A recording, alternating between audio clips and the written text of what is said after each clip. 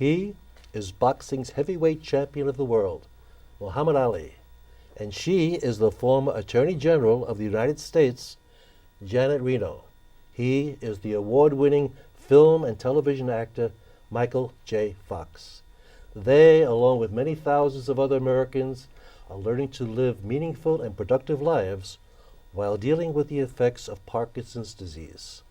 Now, I'm Mike Uppel, and I'm pleased to have with us today two representatives of the Parkinson's Disease Association of San Diego.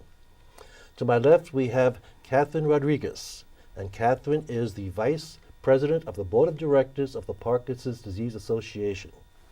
And next to her is Cindy Hedgecock, and Cindy is a former board member of that same organization. So Catherine, Cindy, welcome to PACE TV, and thank you for being here. Thank you. Now, Catherine, for my part and for our viewers, tell us, please, what is specifically Parkinson's disease? It's a chronic neurological disorder where the brain quits producing dopamine, which is a neuron that controls the transmission for movement. I see. And when were you first diagnosed with I was Parkinson's? diagnosed on May the 10th, 1999. So it's been a while, hasn't it? Yes. Yes. Now, did that diagnosis affect you personally and your plans for the future? Well, obviously they changed dramatically. I was only 43 years old, and at the time my future plans were, I was a school principal, and my future plans were to go on in the world of education. I was working 60, 70 hours a week, and that had to change. I basically worked for another year and a half and felt that I could not work and keep my health. So I obviously chose my health. So you made that decision to pare down, if you will, your work schedule to fit your needs. Correct. Now tell us, how did that affect your family and loved ones, especially when you were first diagnosed? Well, I remember the day I was diagnosed, and I was leaving the neurologist's office, heading back to work, and I called my husband on the cell phone and told him, "Well, I have Parkinson's, dear." And I'll never forget his response, and that was, "Are you going to die?" And at that time, I realized that neither he nor I knew a whole lot about what Parkinson's was. And so that's how I told my husband. My children and parents were, I mean, it was fairly easy. I sat down and just said, and told them what it was. 10 days after I was diagnosed with Parkinson's, I became a grandmother. And as my grandchildren started to grow up over the past 8 years, telling them was a little bit harder to put into words that a grandchild would understand. Mm-hmm. And so, taking my skills as a school teacher, I wrote a book for each of my grandchildren. It's called My Grandmother Has Parkinson's Disease. How interesting, how interesting. And it includes photos of the family and just general information about what Parkinson's is at a level that a child would understand. Mm-hmm. And that worked well, I'm sure. It did. Yeah. It also gives them something to hold on to and to look at when they have a question or something. They both have their own copies that they can read. Mm-hmm. Now, obviously, you've been diagnosed now since 1999, so this is not what they call a fatal disease. It's a disease that's manageable, and I'm sure that was part of your discussion with your grandchildren. Yes. Yes, I told them that grandmother was not going to die from Parkinson's. She was going to get slower and probably move more, but I was going to be here, and I promised my granddaughter I would make her wedding dress. So and she's only 6, and she's going to college before she gets married. So we have a ways to go. So would you say basically that your family is dealing well with it? Yes, my family is very supportive. I have a very close family, and they're very supportive and helpful. And one other question, Catherine, when you talked about paring down your work schedule, mm-hmm. What kind of effect, if any, were there with your colleagues and associates on the job, if you will? Well, in my case, there really is no such thing as a part-time principal. And so I went on in the field and did some work for an educational management company. But the staff that I had when I was working were very supportive and very kind and helpful with me. But I did have to move on. I could not continue working. And that was a decision you made. It was a decision I made. Now, at what point in your diagnosis and your dealing with the disease did you get involved with the Parkinson's Disease Association of San Diego? Actually, it was the first day. Really? Yeah. The neurologist told me I had Parkinson's, and as I had said, I didn't know much about it. My husband didn't know much about it. And neurologists are very bright people, but I needed more than a neurological discussion of what this disease was. And I looked up in the phone book under Parkinson's disease, found the Parkinson's Disease Association of San Diego, and called them up and said, help. And I received books, I received videos, and information that I could understand that helped me move forward with living my life. Wonderful. And that was 1999. Yes. Now, before we get into the specifics of the association, let's hear from Cindy. And Cindy, tell us how Parkinson's disease affected your life. Well, very differently than Catherine. It was my father who had Parkinson's disease. He was diagnosed when I was still in college, so it was quite a while ago. He was almost 50, and I'm an only child of very supportive, very protective parents, and I was protected from the day-to-day living, first of all because I wasn't living at home, and second because they protected me a great deal at the time. My father told me that he had Parkinson's disease, and my reaction was the self-centered, when am I going to get it? As well as trying to understand what it was. And he was reassuring, said he didn't think so, that they didn't think that there was a familial connection. And then I proceeded from it's all about me to trying to understand what was happening with my father. And not very much was. He had a small tremor at the time. I remember him, he's gone now, very fondly. It was always his right finger and it was always moving. And I still see that. But the effects were really to my mother. She was the primary caregiver. I was not at home. And they, as they went on with their lives, decided to retire very quickly. My father found that stress affected his Parkinson's very negatively. And since he was approaching retirement age, as soon as he could retire, they did, and they moved to Northern Washington, so I saw even less of them. He had a neurologist in Washington.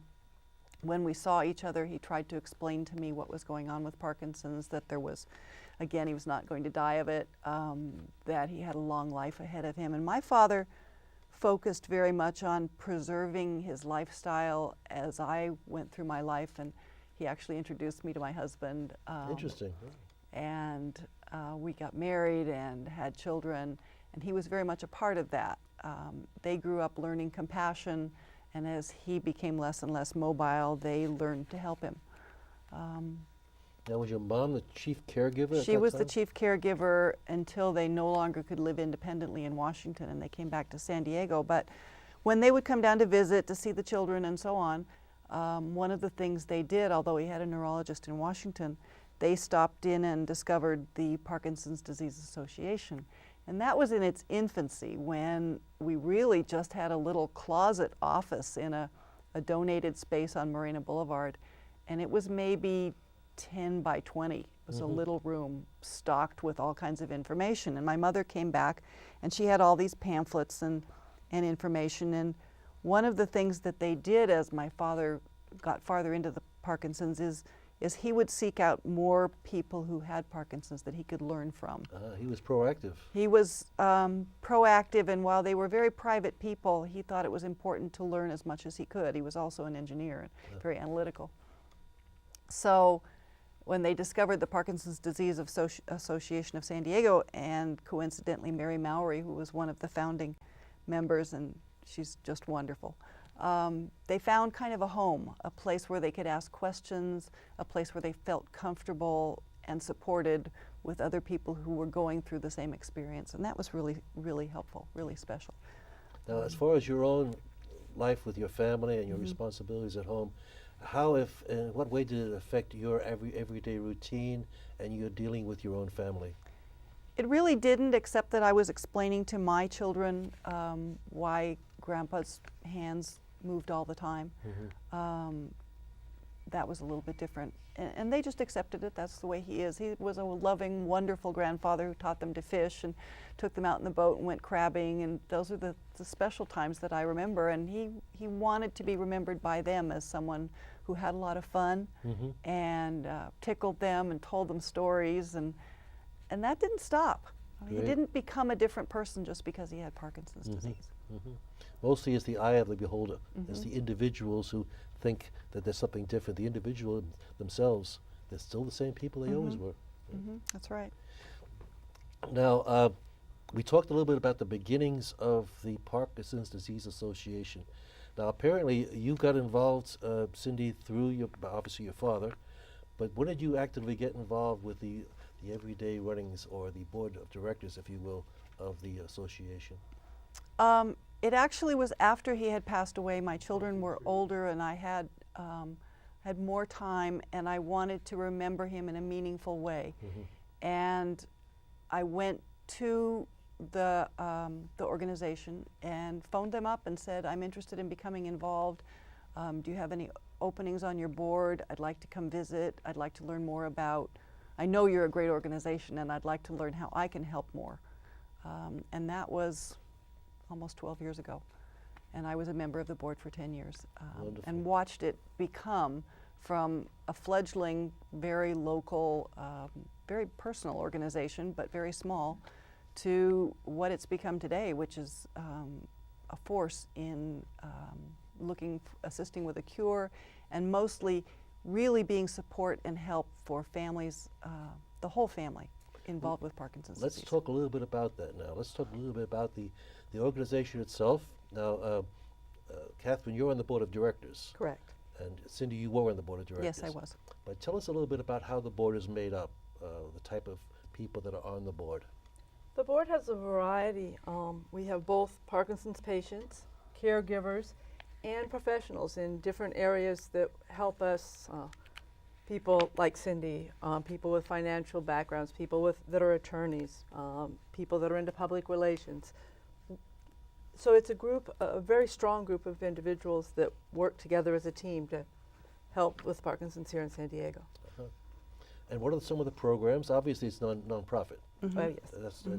But tell us a little bit about some of the programs, either one, either Cindy or Catherine, about what goes on. What do you supply the needs? How do you supply the needs that people have? We have two key areas: family services and educational programs. And in family services, we have support groups, and there are 14 of them in San Diego County. And there are support groups that meet for caregivers, for Parkinson's people themselves. There are support groups that are people that are newly diagnosed. So there's a different type of group for each individual.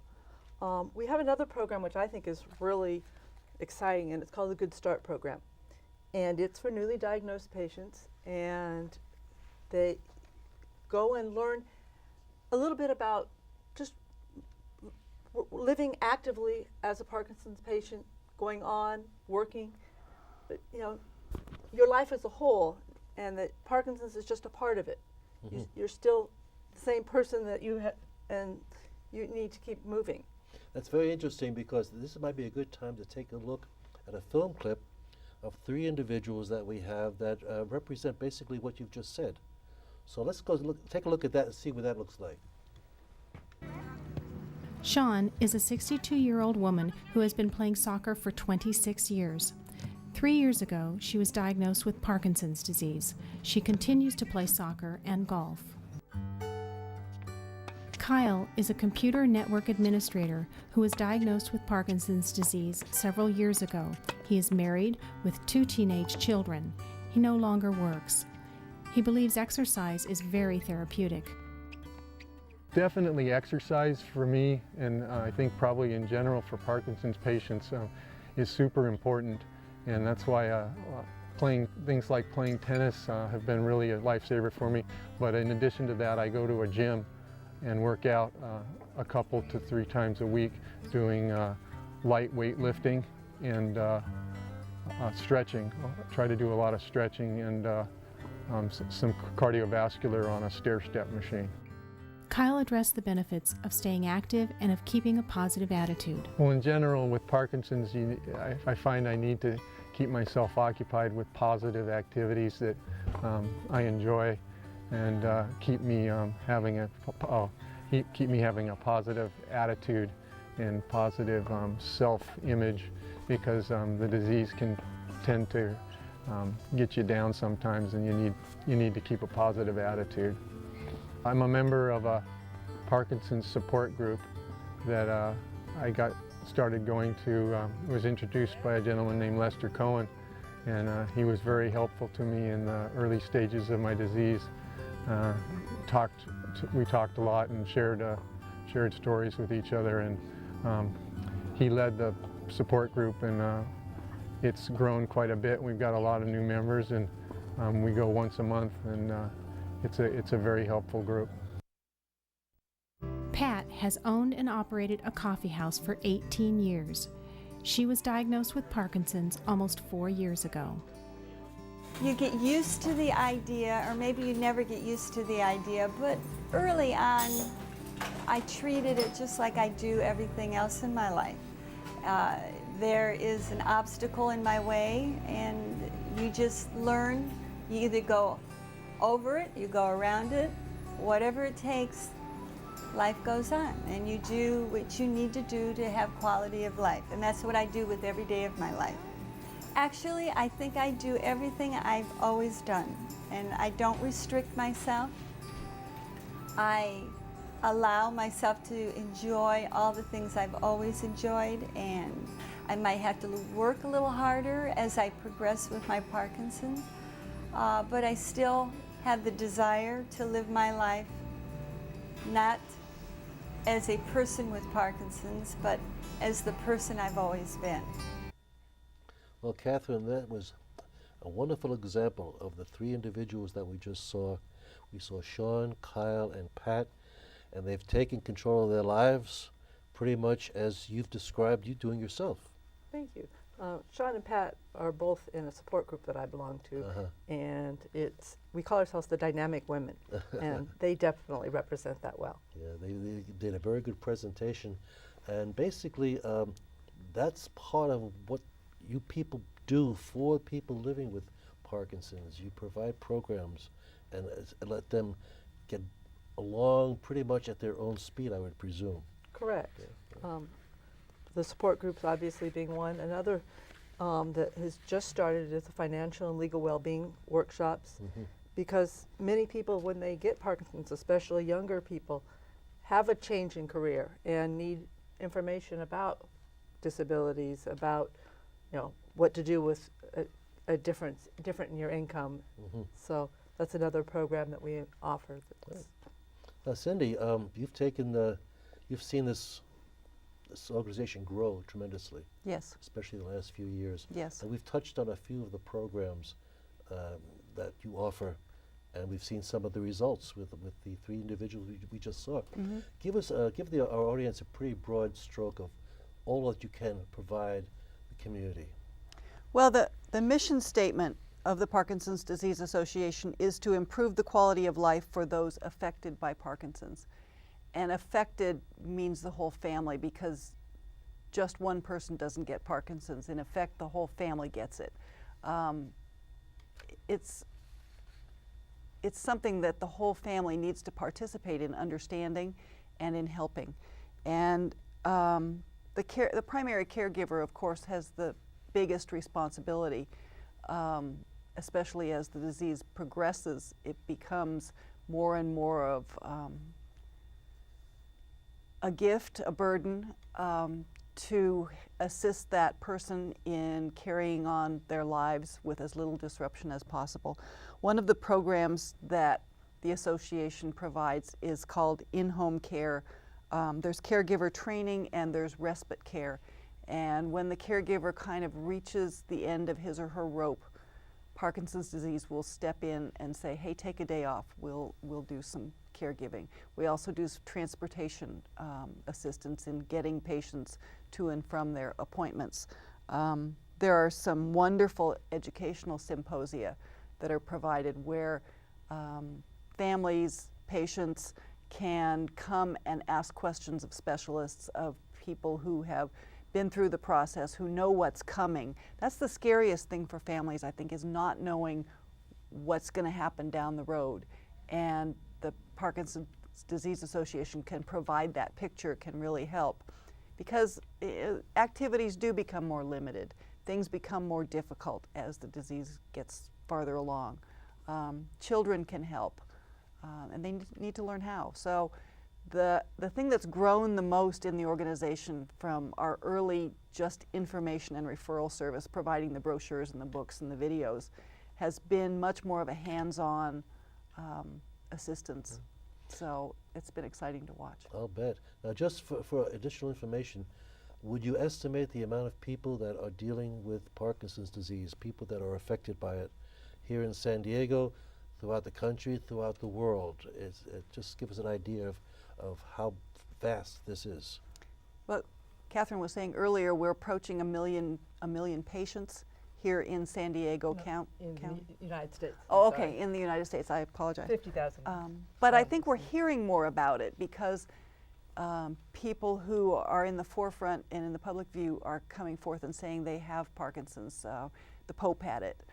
Michael J. Fox, for example, has been wonderful in explaining what it's about and in raising money for research, which is one of the things we also do. We're trying very hard to assist the researchers who are searching very hard for a cure and for a cause. We still don't know what causes Parkinson's disease, why people get it. Now, Catherine, we have another clip from a physician, and I don't know a specific specialty, but obviously you do. And maybe this is a good time to take a look and see what he has to say. Could you introduce him to our audience? Sure. The neurologist that you were speaking of is Dr. Ron Kobayashi, and he's on the board of directors of the Parkinson's Disease Association and an expert in the field of Parkinson's. And his video will talk to us a little bit about the research and the medical aspects of the Parkinson's. Wonderful. Let's take a look at that. Parkinson's disease has had an enormous surge over the past decade, and I'd like to briefly review some of these because they provide great hope for our patients, their families, and caregivers.